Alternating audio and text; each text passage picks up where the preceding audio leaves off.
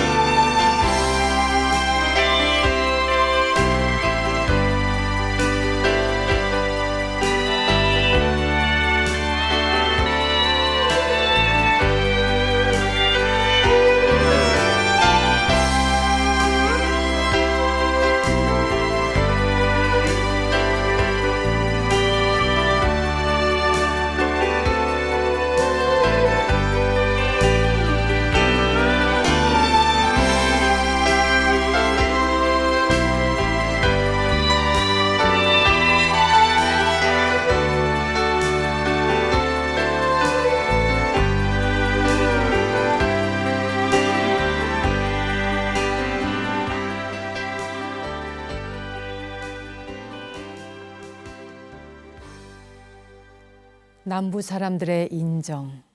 이번 주가 인정이 굉장히 그리운 그런 주간이죠.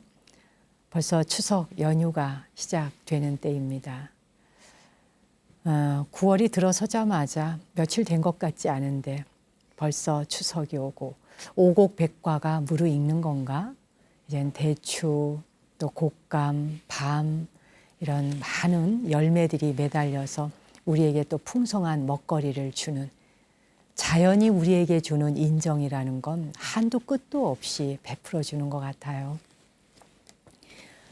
독과 약이라고 하는 말 우리 자주 쓰고 제가 또 이 시간 방송을 통해 여러분과 몇 차례 얘기를 나눈 적도 있는 것 같습니다.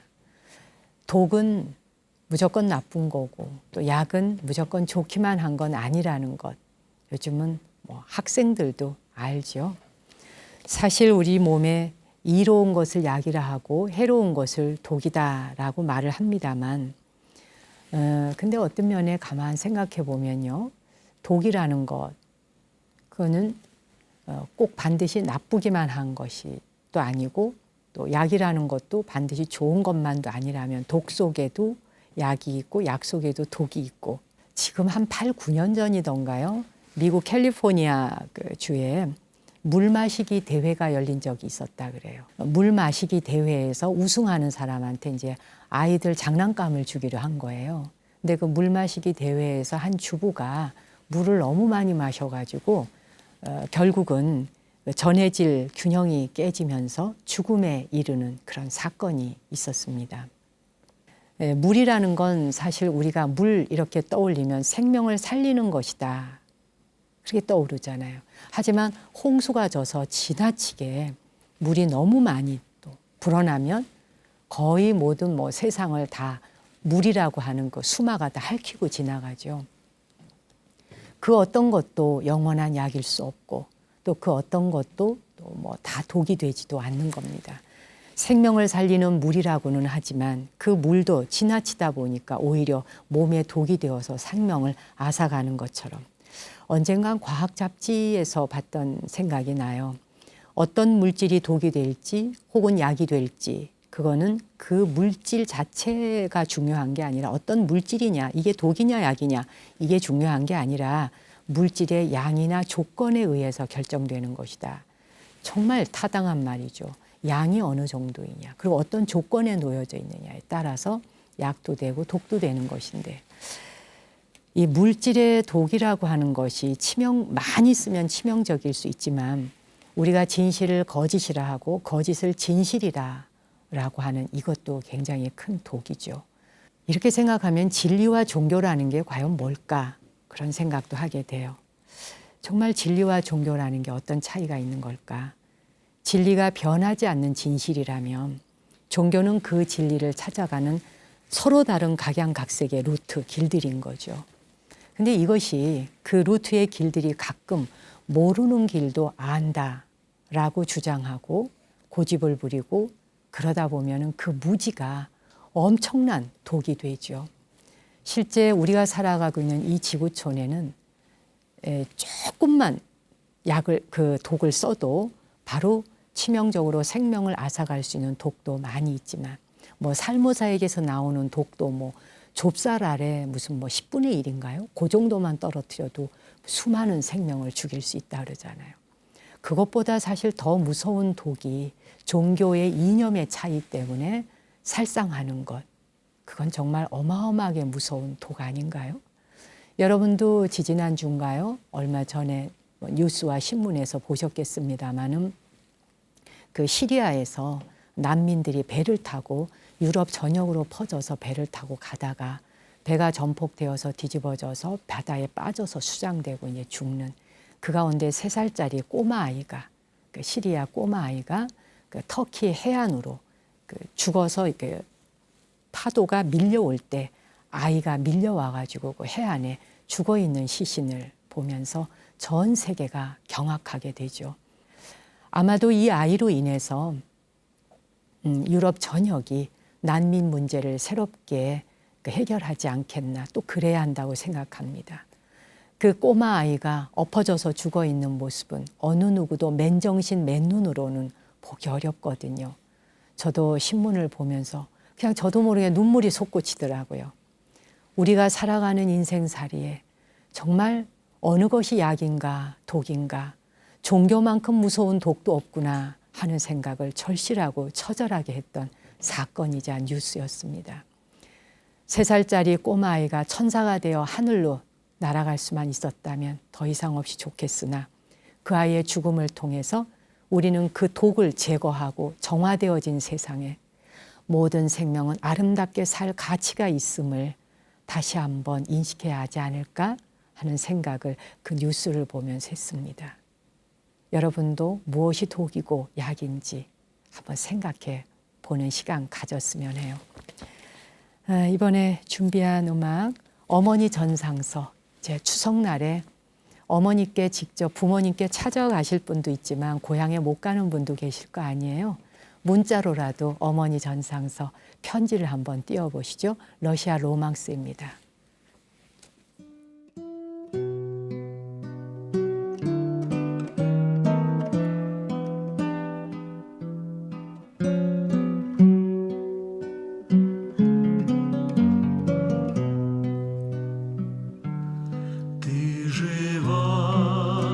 Еще моя старушка, жив и я, привет тебе, привет.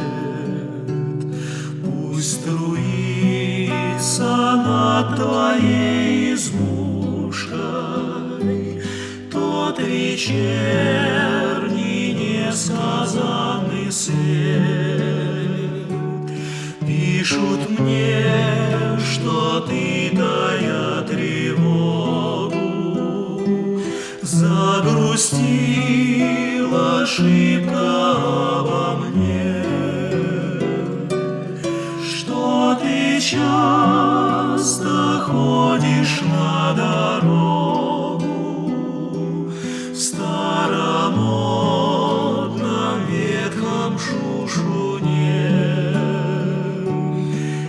Тебе в вечернем синем мраке часто видится одно и то ж, будто кто-то мне в кабацкой драке саданул под сердце финский нож.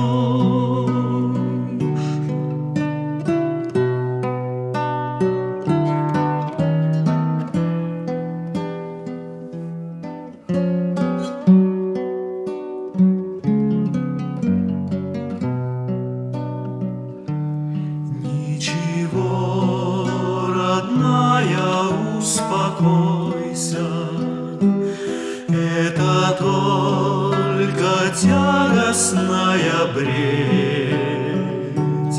Не такой уж горький я пропойца, чтоб тебя, не видя, умереть.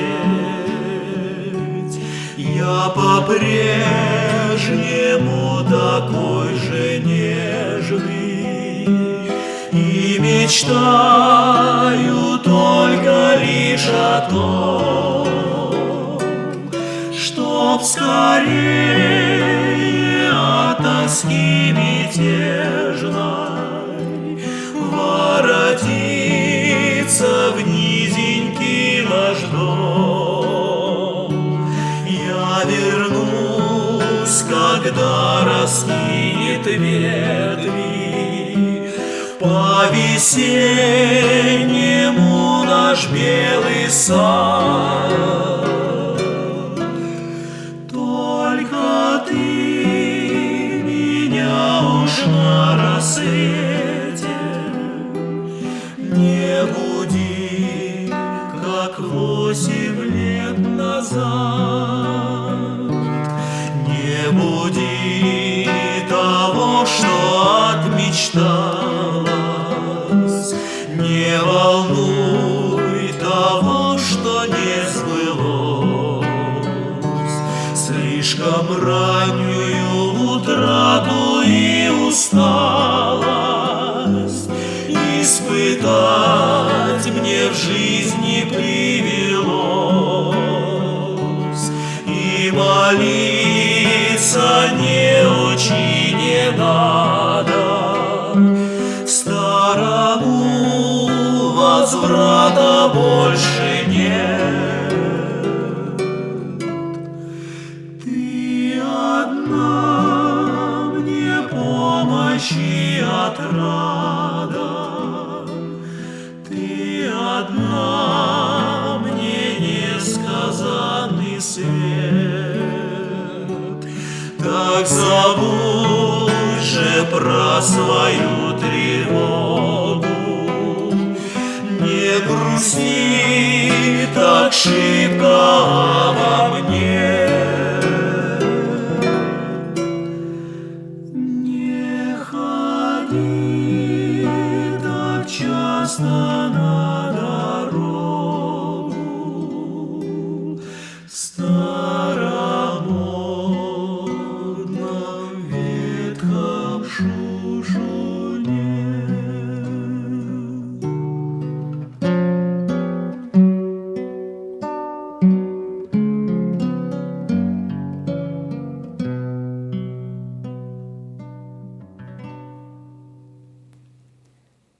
어머니께 드리는 편지, 어머니 전상서였습니다. 여러분은 어머니께 편지를 드린다면 어떻게 그 문장을 시작해 보고 싶으세요? 정말 추석에 부모님 뵈러 못 가시는 분들도 있잖아요. 뭐 직장 관계 때문에 또 아니면 여러 가지 사정상 또 경제가 어렵다 보면 손에 뭐 이렇게 먹을거리 하나라도 이렇게 들고 찾아뵙지 못하면 괜히 거짓말을 하고라도 고향에 안 가진다 하는 분들도 저도 주변에서 좀 많이 보게 되거든요. 그런 정도의 자식이라면 그래도 양심적인 거죠. 그런 정도는 또 이해할 수 있고 귀엽게 봐줄 수 있는 것이고요. 근데 요즘에 보면은 그 자식들이 부모님이라는 분을 생각하는 그 마음결이 정말 예전과는 많이 좀 흐름이 달라지지 않았나라는 생각도 들어요. 부모라는 분을 상대로 해서 폐륜을 저지르고 악행을 저지르고 차마 자식이라는 사람이 부모에게 해서도 안 되고 할 수조차도 없는 행위들을 하고도 부끄러워하지 않는 것이 더 세상을 고통스럽고 슬프게 하죠. 그래서 오죽하면 이제 뭐 국회에서 불효자법, 그 불효자 방지법을 민법으로 한번 만들어 보자라고 하는데 당연히 그거는 이제 전 국민적 관심사로 논의되어져야 할 것이라는 생각이 들어요. 이제 고령화 사회로 가고 있고 우리 모두가 노년 사회를 살게 되죠. 어느 누구도 미래의 노년의 시절을 안 살 사람이 거의 없는 거예요. 우리 모두의 미래인 것입니다. 그런데 그 자식이 부모에게 폐륜을 저지르고 악행을 저지르고 학대를 하면서 그렇게 살아가는 세상을 방치할 수는 없잖아요. 불효자 짓을 하는 사람에게는 줬던 재산도 다시 부모에게 되돌아올 수 있도록 하는, 그래서 그런 법을, 민법을 다시 만들겠다는 거죠. 그게 불효자법 방지인데 반드시 그거는 되어졌으면 좋겠다 싶어요. 정말 부모님들이 그게 뭐겠어요. 재산 주고 자식으로부터 홀대 받아야 되고, 그거는 뭐 부모 자식 사이에 인륜이다, 뭐 윤리적인 의식이다, 이걸 떠나서 사람이 그렇게 사는 거를 법이 오히려 보호막이 되어준다면 그 사회가 악을 더 부추기는 게 되지 않겠어요? 어머니 전상서라고 하는 이 노래를 듣다가 왜 갑자기 제가 불효자법 방지법에 대한 생각이 났는지 모르겠는데요. 이렇게 이제 추석 앞두고 부모님들의 가슴도 무너지죠. 그리고 이미 연로하시고 스스로 능력도 무엇도 아무것도 없는 분들, 자식 앞에 얼굴조차 들 수 없이 살아간다는 거, 그게 과연 사람으로서 할 짓인가, 할 일인가?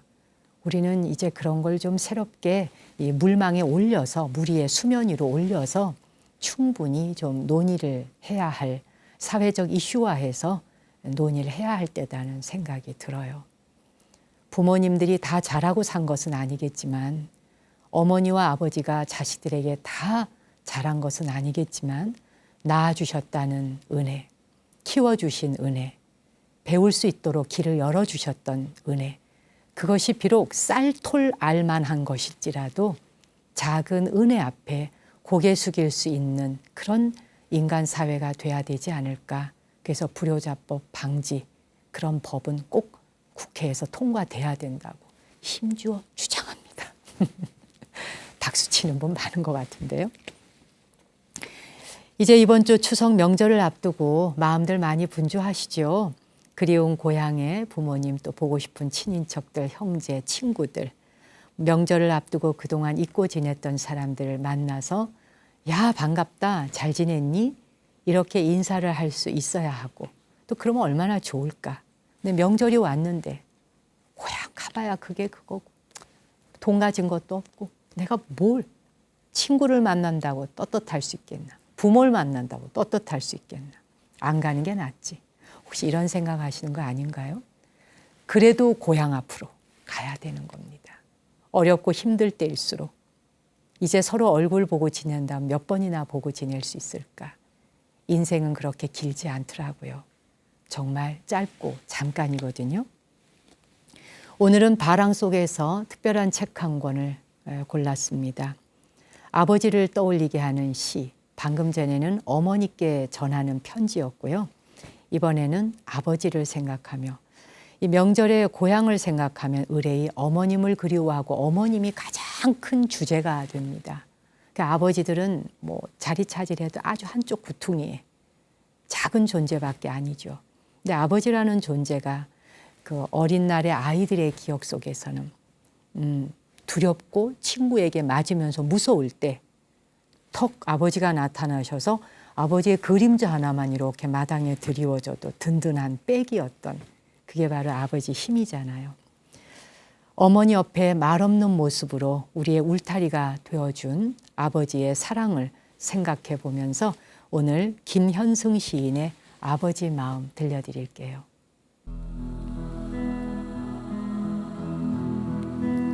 바쁜 사람들도 굳센 사람들도 바람과 같던 사람들도 집에 돌아오면 아버지가 된다. 어린 것들을 위하여 난로에 불을 피우고 그네에 작은 못을 박는 아버지가 된다. 저녁바람에 문을 닫고 낙엽을 줍는 아버지가 된다. 세상이 시끄러우면 줄에 앉은 참새의 마음으로 아버지는 어린 것들의 앞날을 생각한다. 어린 것들은 아버지의 나라다. 아버지의 눈에는 눈물이 보이지 않으나 아버지가 마시는 술에는 항상 보이지 않는 눈물이 절반이다. 아버지는 가장 외로운 사람이다. 아버지는 비록 영웅이 될 수도 있지만 폭탄을 만드는 사람도 감옥을 지키던 사람도 술가게의 문을 닫는 사람도 된다. 아버지의 때는 항상 씻김을 받는다. 어린 것들이 간직한 그 깨끗한 피로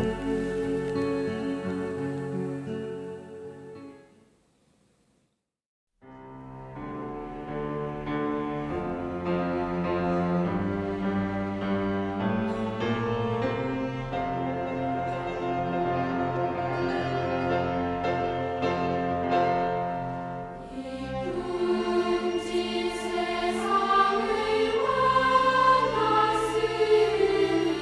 너의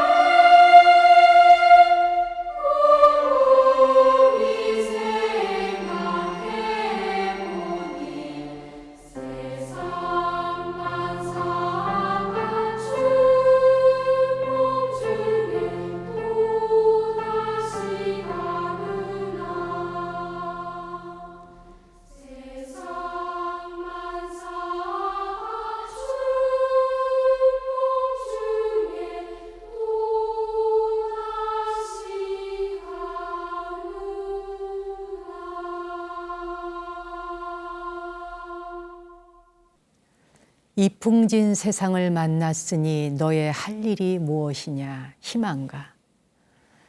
정말 질문하는 거죠. 스스로에게 답을 해야 되는 거고요. 푸른 하늘 밝은 달 아래 곰곰이 생각하니 세상 만사가 춘몽 중에 또다시 꿈 같도다. 아버지들이 술 한 잔을 쫙 기울이면서 참 하염없이 옛 아버지들이 불렀던 노래로 기억이 납니다. 세상 만사 100년을 산다 해도 한순간에 나비가 날개 한번 폈다가 접는 것과 같이 그렇게 허망하게 끝날 일장 충몽이거늘 이풍진 세상에 와서 너의 할 일이 무엇이더냐라고 묻는 노래입니다.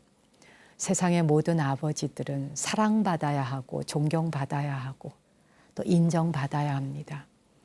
남자로 태어나서 정말 그들이 나름대로 얼마나 애를 쓰고 안간힘을 쓰면서 살고 있는지, 뭐 직장에 나가보면 요즘은 여성들도 다 일을 하고 있지만 그래도 그 남성들이 이루어 왔었던 역사를 보면 이 세상과 사회에서 아버지라는 자리를 지켜내기 위해 얼마나 안간힘을 쓰면서 살아왔는지, 결국 우리가 살아가는 부강한 나라가 되었다는 것, 이 경제 부국에 된 그 밑바닥에는 거의 세상의 모든 아버지들의 피땀과 눈물이 서려 있지 않았나.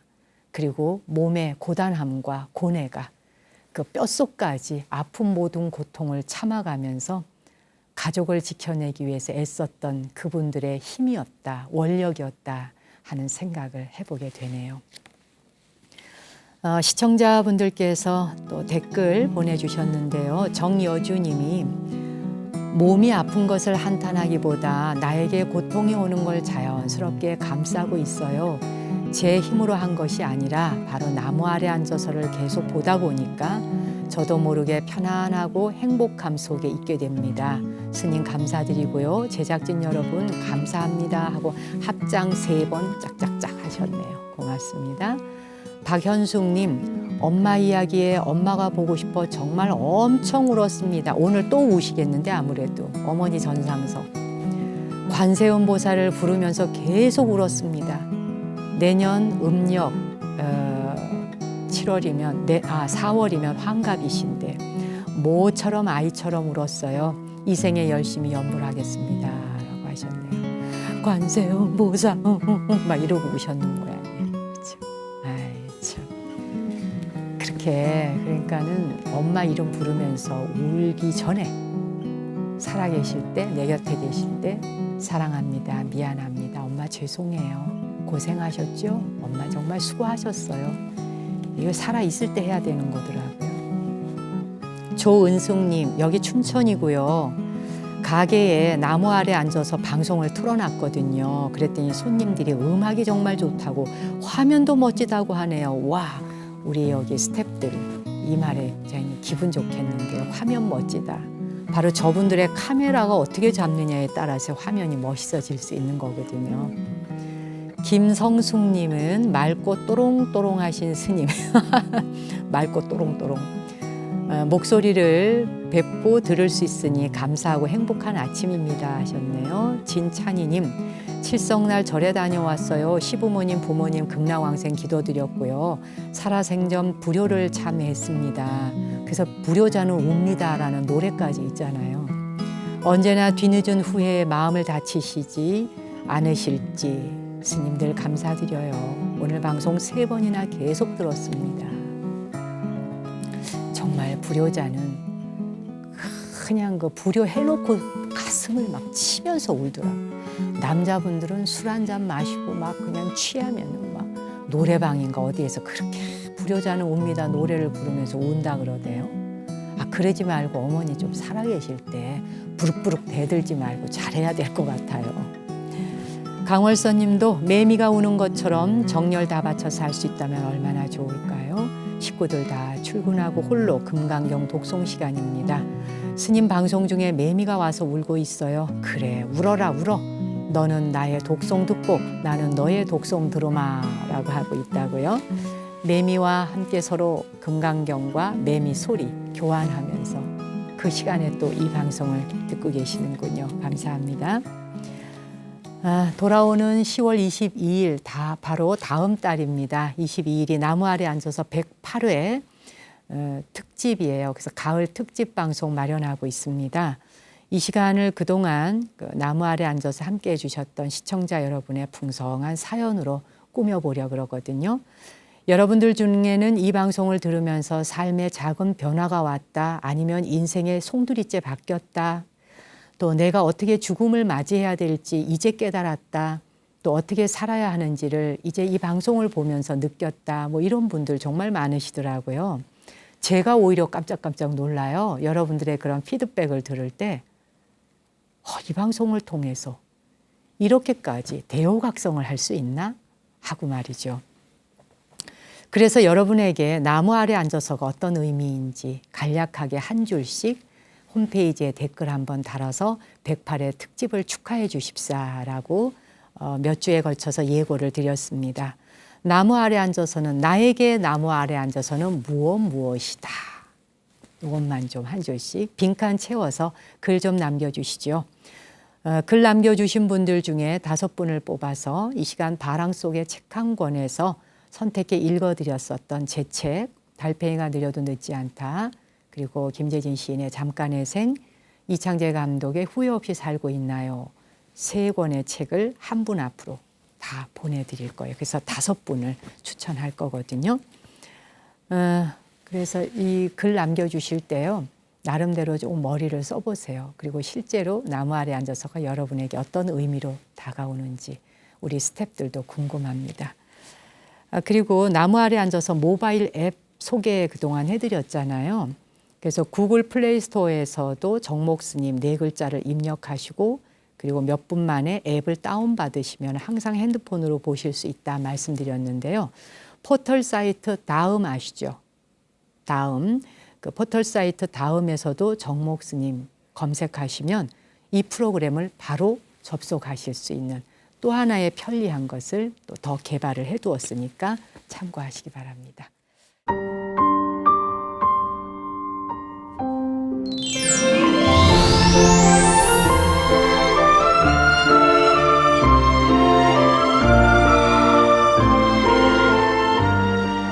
오늘 달팽이 편지 어느 분이 보내셨는지 우편함을 한번 열어볼까요?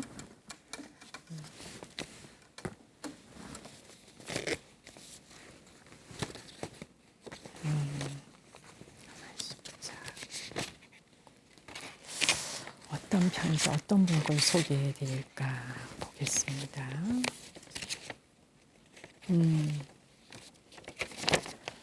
동작구 대방동에 사신다는 이현숙님의 편지 오늘 소개해 드릴게요. 저는 출근길에 항상 스님 방송을 핸드폰으로 보고 있습니다. 일을 하니까 이 방송을 시간 맞추어 보지는 못해요. 주로 앱으로 보고 있는데요. 일주일에 방송이 한 번밖에 없다는 게 늘 아쉬워요. 오늘 제가 사연을 보내는 건 제 여동생 이야기를 할까 합니다. 동생 이야기를 하려고 하니까 벌써 눈물부터 납니다. 제 동생은 어릴 때부터 천사입니다. 욕심도 없고 착하기만 해서 언니인 저보다 더 언니 같을 때가 많아요. 저는 25살에 직장 동료였던 남편을 만나 남들보다 일찍 결혼하고 예쁜 딸을 낳아 행복하게 살았습니다. 딸아이가 3살이 되던 해 남편은 인사도 없이 교통사고로 허무하게 세상을 떠났습니다. 어린 딸과 홀로 남겨진 나는 1년 정도 제정신이 아니었던 것 같아요. 너무도 자상하고 좋은 사람이었기에 더욱 남편의 빈자리를 채우기가 쉽지 않았습니다. 하루 종일 멍하게 사는 둥 마는 둥 딸도 잘 돌보지 못했고 혼자 나쁜 생각도 했습니다. 아마 그때 제 곁에 동생이 없었다면 저는 슬픔을 견디지 못했을 겁니다. 그러던 어느 날 동생이 우리 집으로 왔어요. 언니, 이제 내가 곁에 있을게. 아무 걱정하지 마. 그러면서 동생은 딸 소연이를 닦이고 먹이며 돌보았고 몸이 쇠약해진 저를 위해 맛있는 음식을 해주며 묵묵히 뒷바라지를 했습니다.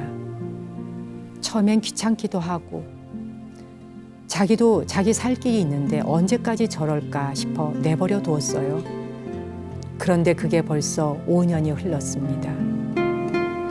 그 사이 저는 서서히 회복이 되었고 조금씩 일상도 자리를 잡아갔습니다. 지금은 일자리도 구해서 열심히 일도 하게 됐고요. 하지만 아직 시집도 안 간 동생이 엄마처럼 조카를 돌보니 마음이 안 좋아서 동생에게 이제 됐으니까 너는 시집이나 가라. 그래도 동생은 난 소연이가 좋아 하면서 끔찍을 안 합니다. 소연이도 이모를 잘 따르고 좋아해서 가끔은 우리 집에는 엄마가 둘이다 하면서 친구에게 자랑할 만큼 구김없이 잘 자라주었습니다. 사는데 법칙이 따로 있는 건 아니지만 혹시라도 저 때문에 동생이 자신의 인생을 살지 못하는 건 아닐까 싶어 미안할 때가 많습니다.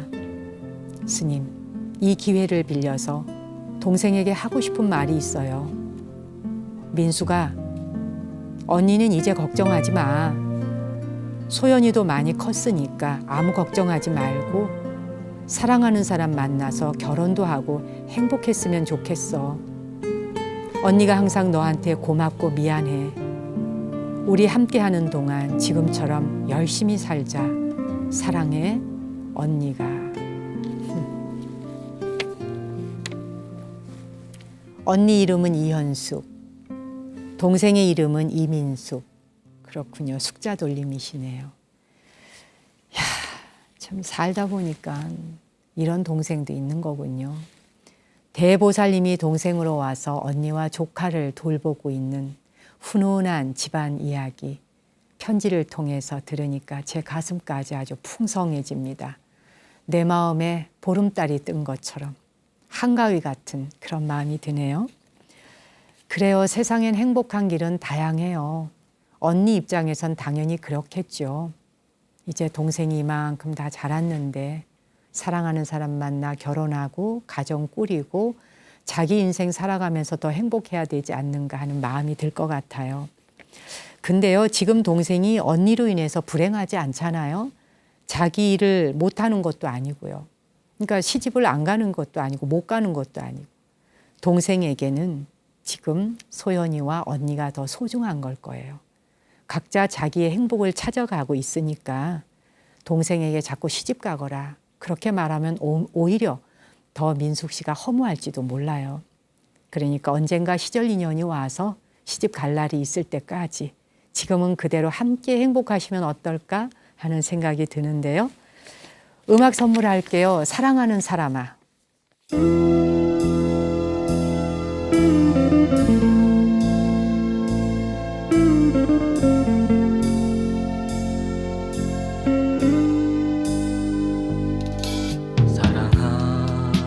사랑하는 사람아, 나의 말 좀 들어보렴. 두 눈을 꼭 감고 나의 말 좀 들어보렴. 따뜻한 마음을 나눠주고 믿어주고 굳은 일 슬픈 일들을 우리 나눠 가지자.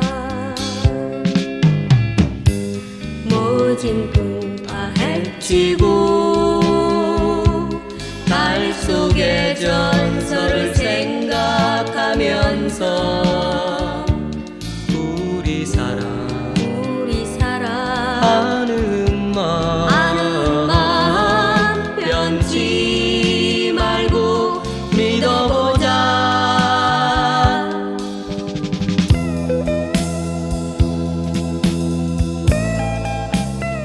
그래요. 정말 변치 말고 우리 그렇게 함께 행복하게 잘 살았으면 좋겠습니다.